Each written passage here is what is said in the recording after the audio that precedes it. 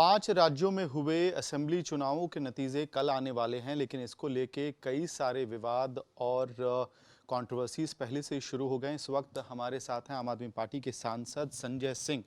Sir, आप उत्तर प्रदेश में चुनाव देख रहे थे पार्टी के लिए। कल समाजवादी पार्टी के जो अध्यक्ष हैं, उन्होंने एक बहुत बड़ा आरोप लगाया है ईवीएम को, और ऐसा लग रहा है कि चुनाव नतीजों के पहले से फिर से ईवीएम का भूत बाहर आ गया, ईवीएम का जिन बाहर आ गया है। इस पे आपकी क्या राय है, जिस तरह का आरोप समाजवादी पार्टी की तरफ से लगाया गया है? नहीं, बहुत सारे लोगों ने वो वीडियो देखा है। पूरे देश ने वो वीडियो देखा, आपने भी देखा होगा। ट्रक में ईवीएम ले जाई जा रही है। तो कैसे वो ईवीएम कहाँ से आ गई और कहाँ लेके आप जा रहे हैं? ईवीएम का कोई भी मूवमेंट बगैर प्रत्याशियों की जानकारी के, बगैर पॉलिटिकल पार्टीज की जानकारी के, बगैर जो लोग चुनाव लड़ रहे हैं उनकी जानकारी के, आप एक जगह से दूसरी जगह कैसे ले जा रहे हैं? तो इसमें समाजवादी पार्टी या आम आदमी पार्टी या कांग्रेस पार्टी या भारतीय जनता पार्टी या बहुजन समाज पार्टी का कोई सवाल ही नहीं है। ये तो सवाल है चुनाव आयोग के नियमों का। चुनाव आयोग के नियमों का खुला उल्लंघन होते हुए दिख रहा है, जिसके वीडियो पूरे देश ने, पूरी दुनिया ने देख लिया। तो कार्रवाई उस पर डीएम पे होनी चाहिए कि सपा क्या कह रही है या बसपा क्या कह रही है या आम आदमी क्या कह रही है, इससे इससे क्या लेना देना है? आपने एक नियम बनाया ना चुनाव कंडक्ट करने के लिए, तो वो ईवीएम कैसे मूव हो रही है?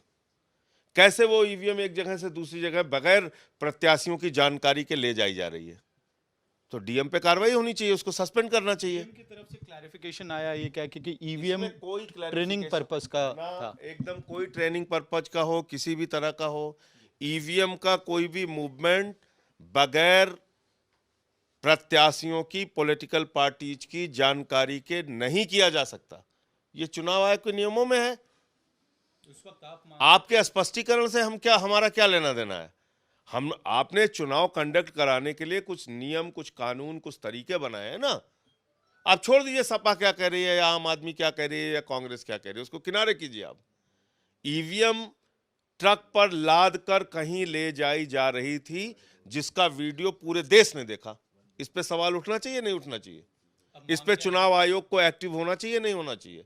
इस पर उस अधिकारी के खिलाफ कार्रवाई होनी चाहिए, नहीं होनी चाहिए? सवाल ये है।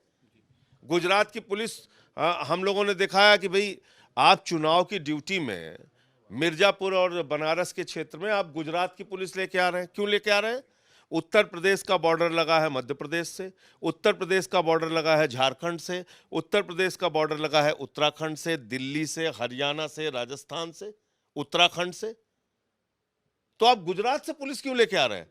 पहली बात तो पैरामिलिट्री फोर्सेस पर्याप्त मात्रा में है और अंतिम चरण का चुनाव हो रहा था, जिसमें आप गुजरात की पुलिस लेके आ रहे हैं बनारस मिर्जापुर में। आप खुद ऐसे, मतलब क्या चुनाव आयोग के पास इतने फालतू पैसे पड़े हुए हैं कि आप गुजरात से वहां से क्या कहते हैं, बिल्कुल कश्मीर से पुलिस बुला के लेके आइए, जबकि आपके बगल में उत्तराखंड, झारखंड। मैं तो जो हुआ वो बता रहा हूं आपको, मैं जो हो रहा है वो बता रहा हूं आपको। मैं आपसे पूछ रहा हूं कि क्या उत्तर प्रदेश की सटी हुई सीमाओं के पास पर्याप्त पुलिस बल नहीं था? क्या चुनाव आयोग को फिजूल खर्ची करने का अधिकार है? क्या उसके लिए वो स्वतंत्र हैं कि ट्रांसपोर्टेशन में आप गुजरात से पुलिस बुला के फालतू खर्च करें? क्या पैरामिलिट्री फोर्सेस की पर्याप्त मात्रा उत्तर प्रदेश के चुनाव को संपन्न कराने के लिए नहीं है जो आपने राज्य की पुलिस बुलाई? क्योंकि राज्य की पुलिस बहुत विषम परिस्थितियों में, जब चुनाव आयोग के पास केंद्रीय सुरक्षा बल नहीं होते, उस स्थिति में बुलाई जाती है।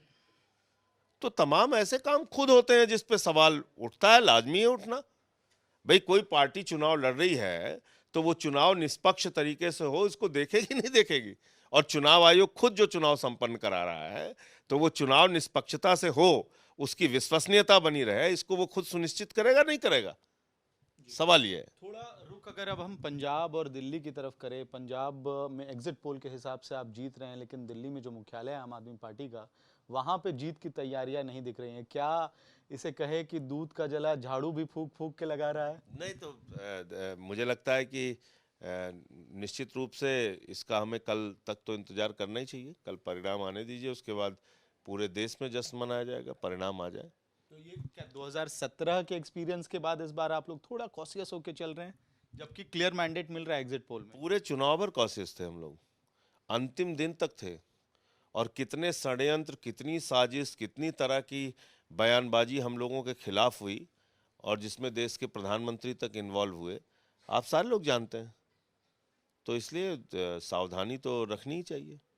एक आखिरी सवाल सर, खबर ये आ रही है कि आज एमसीडी चुनावों की भी घोषणा हो सकती है। इस बार क्या रणनीति में बदलाव होगा? क्योंकि पिछली बार 2017 में एक भारी मैंडेट 15 में मिलने के बाद भी 17 में आप लोग जीत हासिल नहीं कर पा रहे थे जिस तरह की उम्मीद थी आपको। इस बार क्या रणनीति में बदलाव है? देखिए, बीजेपी ने एमसीडी को मोस्ट करप्ट डिपार्टमेंट बना दिया है, मोस्ट करप्ट। तो अब उस करप्शन से, उस भ्रष्टाचार से और जो दिल्ली की दुर्दशा भारतीय जनता पार्टी ने की है, उससे लोग छुटकारा पाना चाहते हैं। और आप देखिएगा एमसीडी में भी आम आदमी पार्टी बड़े बहुमत के साथ आएगी।